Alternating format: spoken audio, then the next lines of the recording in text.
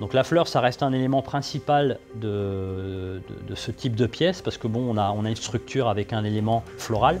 Donc on va essayer d'attirer au maximum le regard sur cet élément-là. Donc pour la fleur, je vais utiliser des moules. Donc c'est des moules thermoformés en plastique qui me permettent de pouvoir mouler des fleurs avec des pétales légèrement incurvés. Donc ça c'est important parce que ça offre énormément de solidité aux pétales.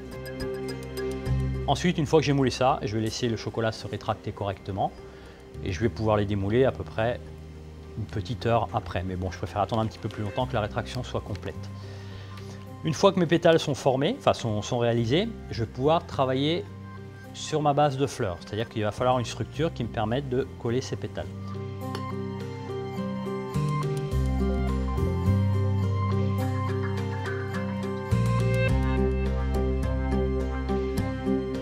Pour ça, je vais prendre un petit fond de chocolat qui sera moulé soit sur une demi-sphère ou sur un moule légèrement sphérique.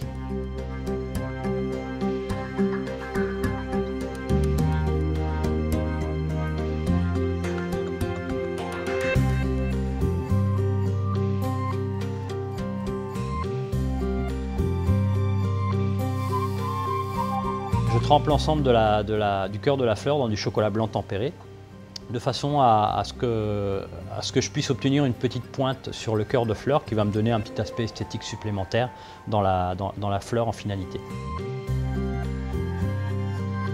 Ensuite, pour le montage de la fleur, je prends mes pétales un par un, je mets un peu de chocolat à la base de mon pétale et je le colle en faisant refroidir le chocolat assez rapidement à l'aide d'une bombe de froid, de façon à accélérer la cristallisation et pouvoir obtenir un collage rapide.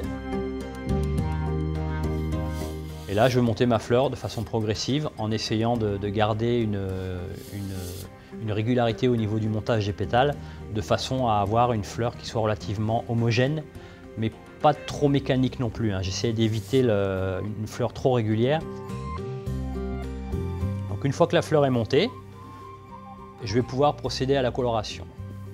Donc je commence par le blanc. Donc là, je prends un beurre de cacao coloré en blanc et que je vais appliquer à l'aide d'un pistolet et d'une bombe de froid, de façon à obtenir un effet velours léger sur le cœur de la fleur qui va mieux faire ressortir la couleur par la suite.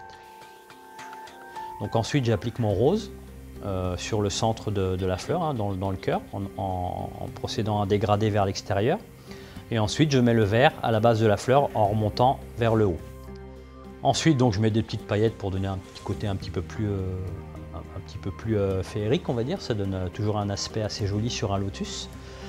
Et ça, je le laisse de côté de façon à pouvoir la reprendre par la suite au niveau du montage.